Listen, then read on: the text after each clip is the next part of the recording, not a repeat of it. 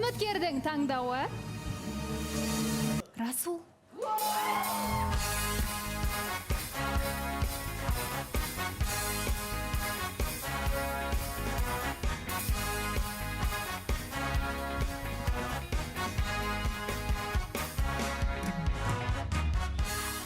Расул, қалайсыз, дайынсыз ба? Кеш жарық баршаңызға мен дайынмын. Мен қуанып қалдым негізі. Дайынсыз? Иә. Нақты қуандыңыз ба? А? Бәріңіз осылай күтіп отырып қалдыңыздар. Содан мен дайын емес пе екен?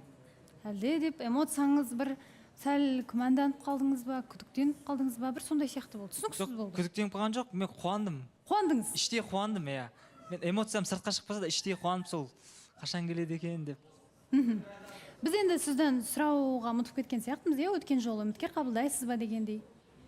Әлде сіз айттыңыз ба? Мен енді шатасып тұрған сияқтымын. Бауырсахан бір емес, бір екі рет айтқан шығар. Сіз қабылдаймын деп айттыңыз, мен ұмытып кеттім. Дайын шығарсыз ендігі, шақырайық, иә? Шақырайық, иә. Расулбектің үміткері, келіңіз.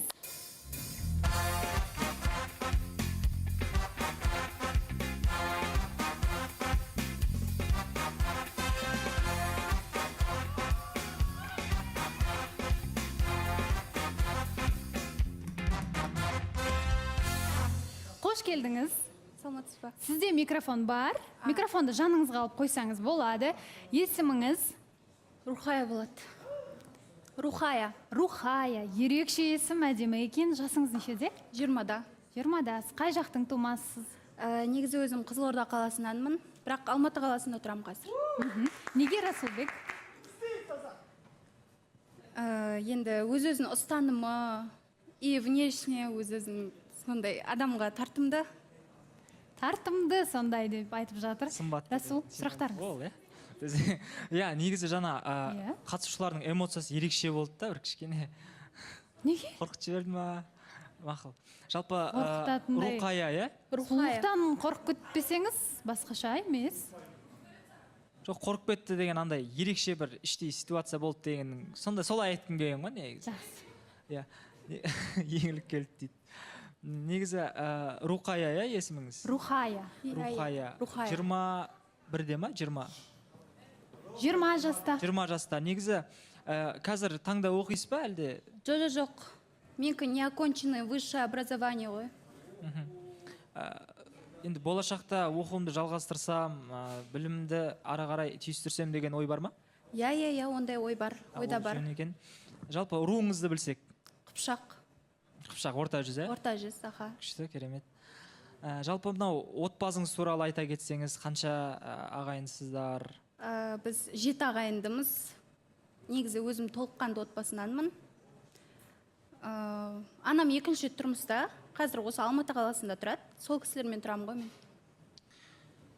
Иә, жалпы не сұрайын деп отыр? Ата-анаңыз біледі ғой, маған келгеніңізді? Иә, біледі. Анам всегда қолдайды. Қандай жағынан болсын, қолдап жүреді всегда. Сіздің таңдауыңызды қолдайды, иә? Иә.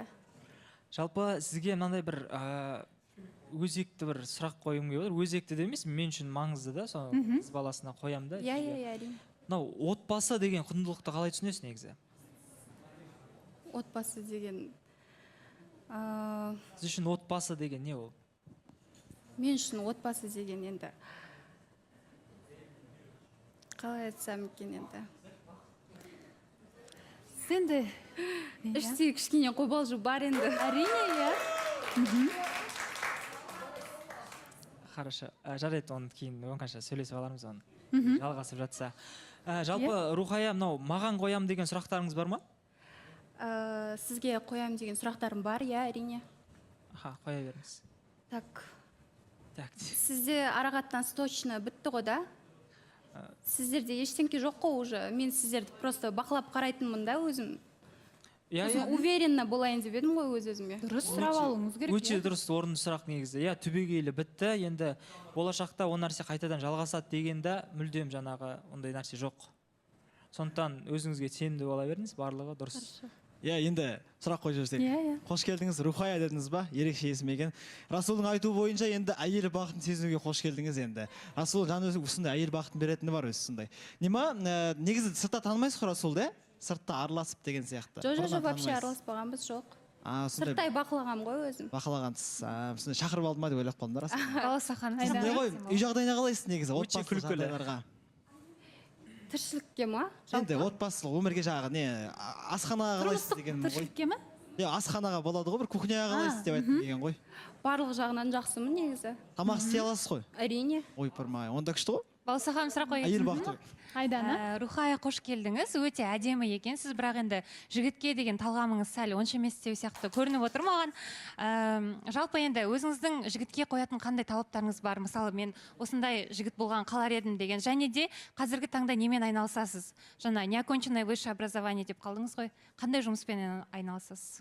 Так, дәл қазіргі таңда мен ештеңкемен айналыспаймын. ИП ғой, сол. Жоқ, негізі жаңа жігітке деген талғамың онша Жігітке емес деген деген не үшін талғамым? айттың? Жоқ, бір минут қазір айта салайыншы. Не үшін айттың? Еще ана алдында сендер ортаға шыққан кезде кішкене негативті пікір отырып қалаңыз дегенге сүйеніп айттың ба? Жоқ, жалпы енді білмеймін, бір Расулды жігіт ретінде бір қандай қыздар таңдап келеді деген ой болады да менде. Кішкене Енді қара, ол тек қана сенің ойың, сен солай отыра бер. Мүмкін сен басқа жігіттерге де солай қарап әліге дейін отырғаның сол үшін шығар енді. Мүмкін дүние қоңыздық деп айтамыз ба, оны білмеймін.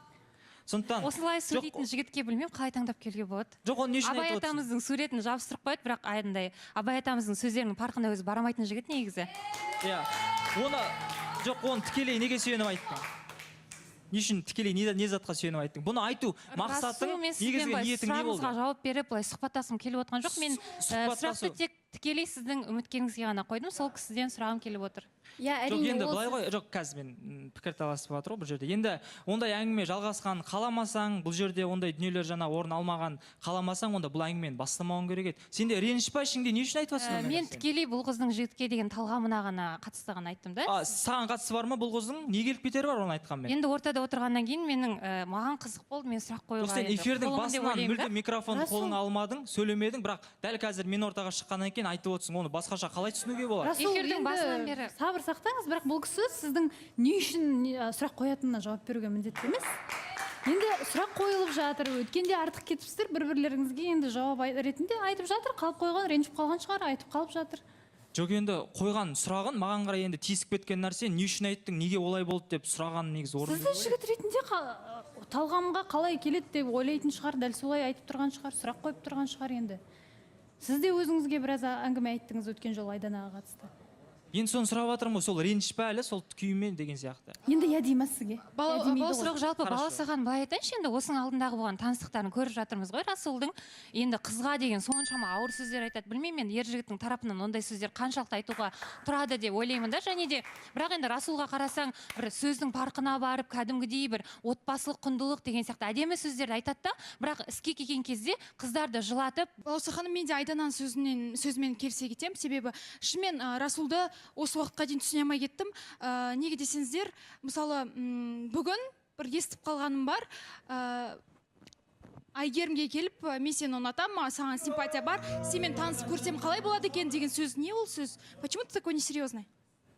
Неге болмаған аласың, әңгімен ондай нәрсе болған жоқ? Дәл солай болды. Ондай болған жоқ. Сен маған келіп өзінде сол прям дословно Жоқ, солай айттың. нақты мен саған не айттым, сол нәрсені айтсай ортаға. Сен бұрмалама Солай айтсың сол нәрсені. Айгеріммен танысып көре Баласахан менің Қазір Айгерім айтты ма иә, сізге? менің атым қозғалып жатыр.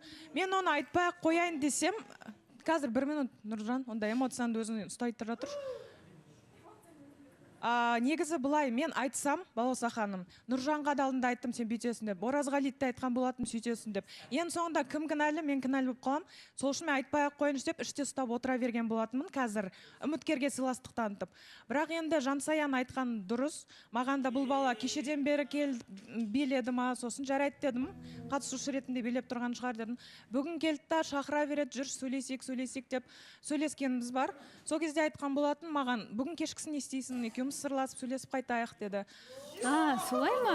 Одан кейін айтқан болатын, жалпы маған қалай қарайсың деп. Мен де түсінбей отырмын Расулдың қазіргі істеп отырғанын. Жарайды, мен солай айттым, сосын сенің тарапыңнан қандай жауап болды маған? Мен айттым, Расул, сен не мағынада неге өйтіп айтып жатсың дедім, саған бір не үшін керек ондай сұрақтар дедім. Сосын сен айтқан болатын, сен көрейік та, сөйлесіп көрейік деп. Жоқ, мен саған Не деп жауап берді? сыртқа эфирдан кейін сөйлесейік деген кезде сен не деп жауап бердің маған? Мен айттым, мен жұмыстарым бар, жарты сағаттық. Жарты сағаттық жұмыс, одан кейін кездесіп сөйлесіп қайтайық дедің, иә? мен еще бүйтіп айттым. Расул мына жақта сөз қосудың қажеті жоқ. Сөз қосып жатқан жоқ. Еркекше айтайын міне, валлахи солай болды. Және мынандай нәрсе, сен айтып отырсың жоқ, қара. Саған деген симпатия бар деген нәрсе сенің тарапыңнан болды ғой, маған? Ондай мүлде болған жоқ, Расул. Айтып тұрмын ғой, Балауса ханым, мен айтсам бір нәрсе жігіттердің тарапынан, сразу мен кінәлі бола қалам да. Как будто мен оларға ұсыныс жасап, оларға бір вниманиясына жетіспей жатқандай болып тұрам. Сол себеп мына жақта үміткерге сыйластық танытып үндемей-ақ қояйыншы деп отырсам, бірақ Жансая айтқанда дұрыс, жаны бар ол сөзін. Мына жақта енді Расулдың өзі кеп маған айтқан болатын енді. Әйгерім осылай, давай көрейік деді. Сосын айттым, оның не қажеті бар, қазір сен Әсеммен алдында ғана тоқтатқан болатынсың. Қазір енді мен үшінші болып отырсам, дұрыс емес шығар дегенде. Ондай әңгіме болған жоқ. Екеуіңізден де айтылған болып тұр ғой, түсінген бойынша. Балауса ханым. Жоқ, Балауса ханым, мен бұл балаға иә деп айтқанда жоқ. Иә деп айттым. Бұл вообще. Егер бүгін маған үміткер келмегенде бұл әңгіме ортаға шықпайтындай еді, сен мен бірге кездесіп айтатын едім. Мен кездеспейтін. Мен өзіме 100% уверен сондай дүние болады. Әсемнің реакциясынан да уже түсінуге болады, бұл бала Құдайдың атымен айтып өтірік айтып. Бірден қаралаудың қажеті жоқ. Егер де жаңағы Расул мойындап отыр ғой, иә мен жақындап айттым дегенде сөйлесіп қайтайық деп айттым, оны мойындап отырған адам ар жағын қосып өтірік айтады деп ойлап отырған жоқпын, түгелдей мойындап отыр. Жоқ, ол жағы дұрыс шығар енді, бірақ мен иә көрейік дегенде Балауса ханым айттым, жарты сағаттық жұмысым бар дедім.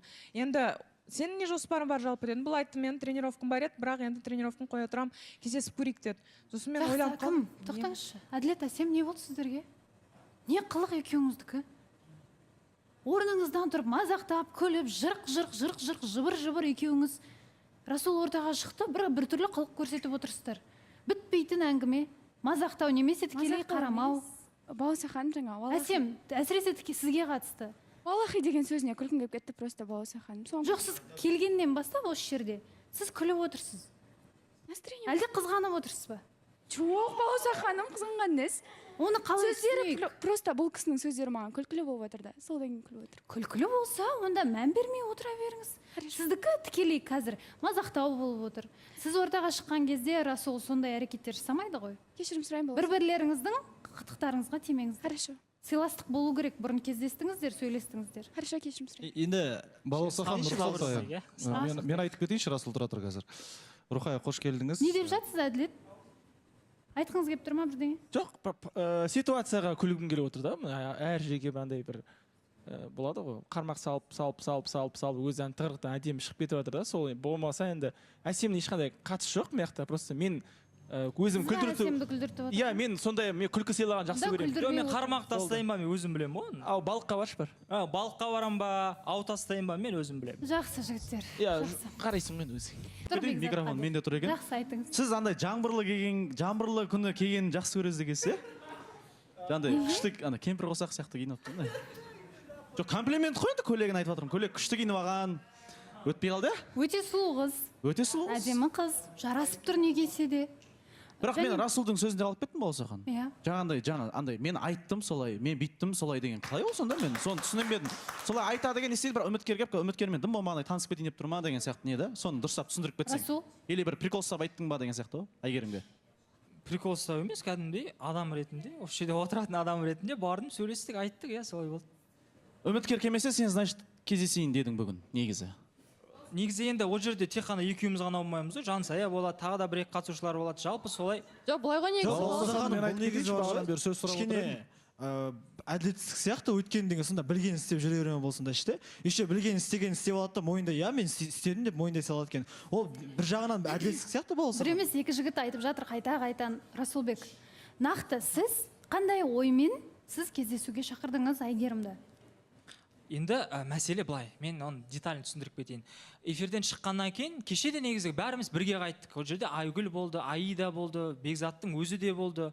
Тура сол сияқты біз негізі эфирден кейін бір жерге бар, тамақ жетіміз бар, енді сондай бір тірліктер жасайтынымыз бар. Сол сияқты жалпы бір жерге барып, солай тамақтанып, сөйтіп сондай дүниелер жасайық деген сияқты. Жоқ, ол ондай нәрсе емес, мынандай нәрсе болып тұр. Балауса ханым, мен айта кетейінші. Иә, біз кеше шықтық қой, бәріміз эфирдан уже Бекзат бар, Елдар бар, Жәнібек бар, бәріміз шықтық. Сол кезде чайшик деді, бәрімізден сұрады. Біз ішпейміз деп айттық, біз қайтамыз деп айттық. Бекзат қоя тұршы.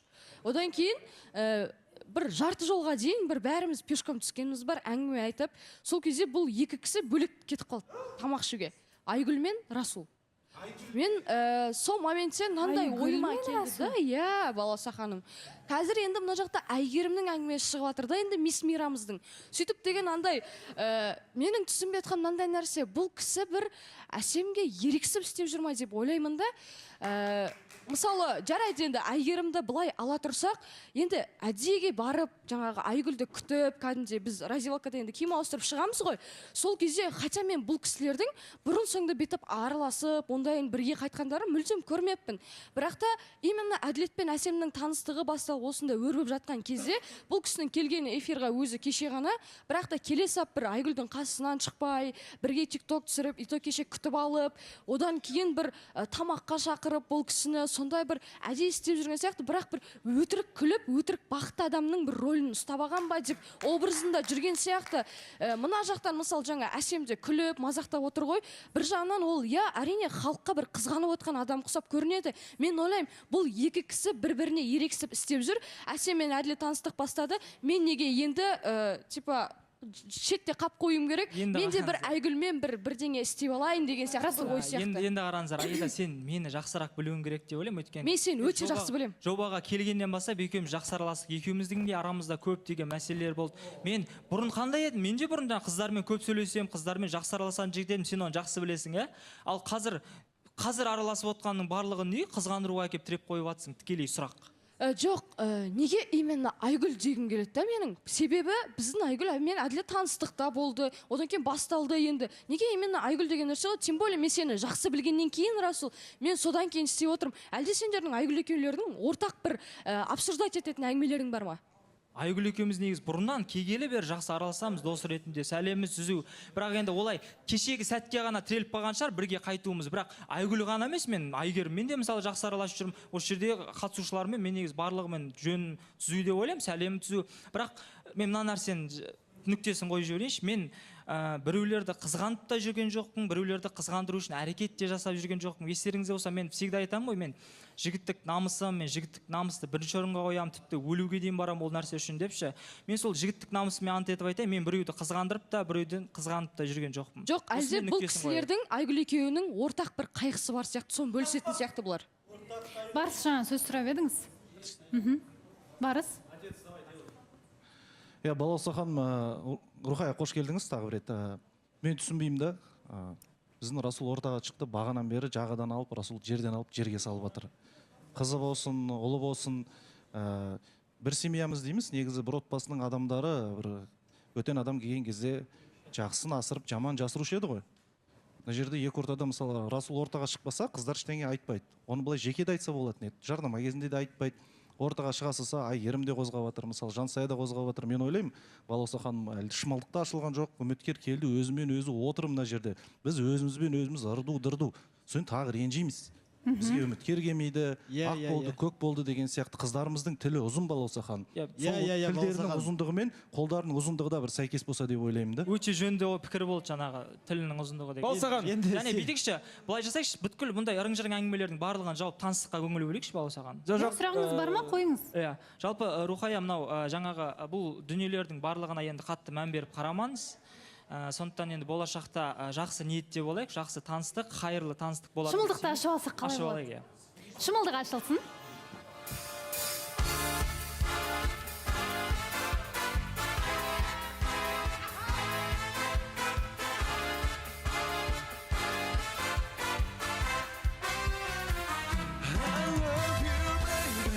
Жанымды тербеш, I need you baby, қасымнан кетпеш, I love you baby, сөзіме тек сенші. I love you baby, бағымсың берілген, I need you baby, бошы тек менімен, I love you baby, let me love you baby.